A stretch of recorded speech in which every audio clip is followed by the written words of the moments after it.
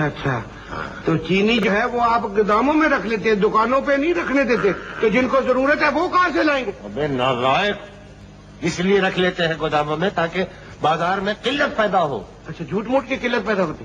دیکھ نا یار، ایک چیز بازار سے اٹھ جائے گی، جیسے دال اٹھ گئی تھی، اچھا تو دال کس نے اٹھائی تھی؟ اچھا، دال بھی انہوں نے اٹھائی، اب یہ توئے اٹھا رہے ہیں؟ ابے وہ دال نہیں کر رہا ہوں یار، دالیں جو کھاتے ہو تم، اچھا وہ دالیں، تو وہ دالیں اٹھا لی تو کیا ہوا؟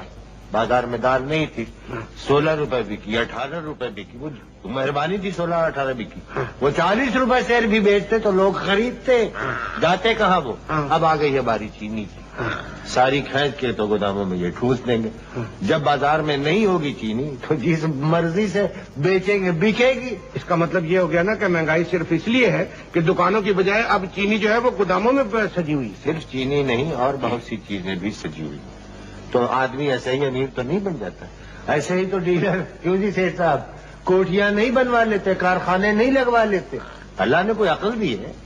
بس میں تو یہ کہتا ہوں کہ اللہ ان کو تھوڑی سی ملک سے محبت بھی دے دیتا نا۔